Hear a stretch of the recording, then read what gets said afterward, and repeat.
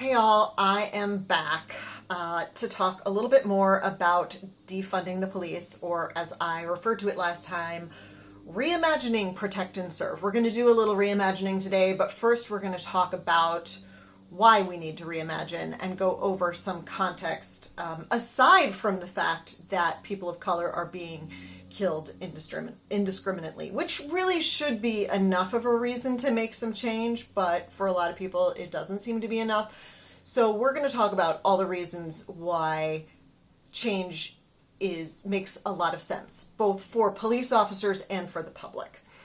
So right now we have police doing dozens of people's jobs. Like, they're not just policing, they are addressing homelessness and mental health, and they are addressing drug overdoses, all sorts of things that they have not been initially trained to do. And we keep saying, let's throw more training at them, let's throw more training at them, instead of saying, maybe we shouldn't have the police do all these things. Maybe this is kind of unfair.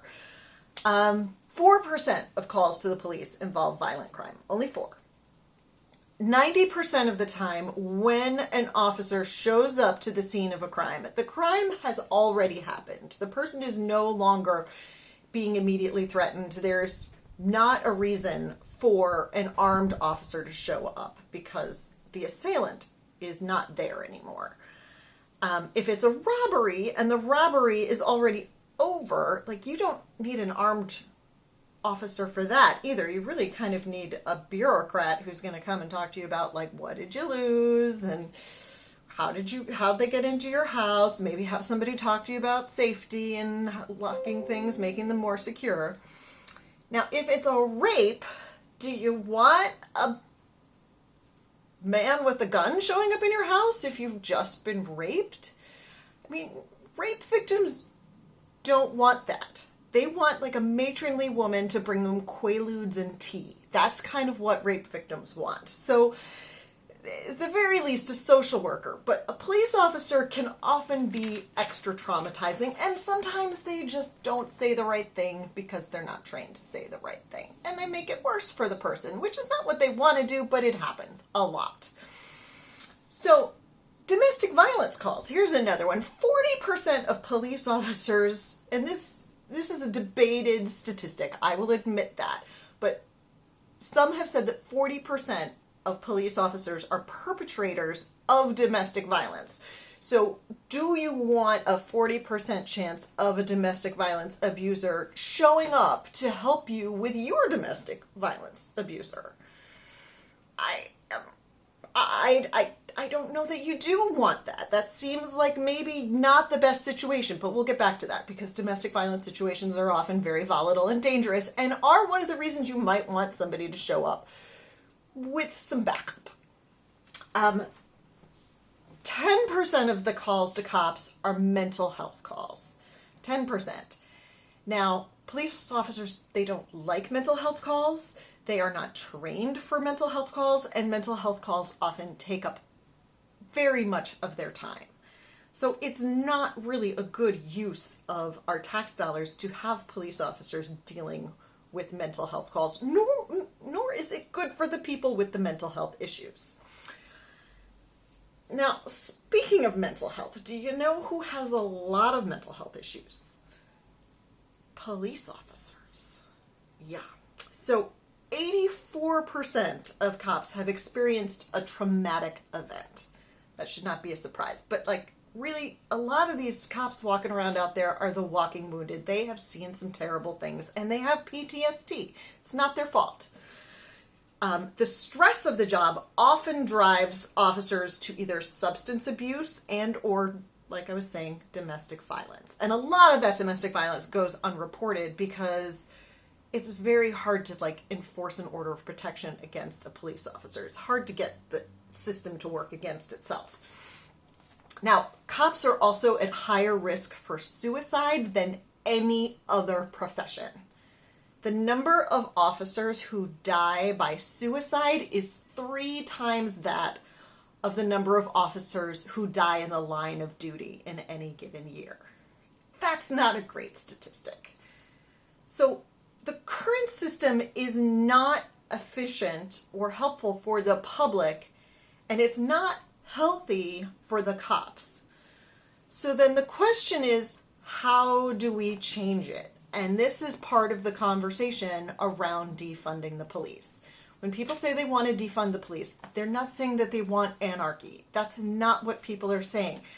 They're saying they want to move tax dollars over to things like mental health services and substance abuse services and homeless services, so that there are just fewer of those calls, so that those issues are being addressed before they become a crime, before they become a 911 call. People are on the right medication, they have the health care that they need, even if they don't have health insurance. Like, I think it was around the recession of 2008 that a whole bunch of mental health, public service mental health institutions just shut down, and the number of mental health calls to the police just kept increasing and keeps increasing. And if we move money back into mental health services, those calls will go back down and the cops won't have to deal with that. But of course, there are still going to be those calls. And something we should think about seriously is, how do we diversify our first responders? Do we actually need armed officers showing up to everything? Or do we need a band of social workers who can either be responding to calls on their own or with a police officer? So if there's a mental health call and they're afraid that the person is dangerous, an officer can show up, but a mental health professional can show up.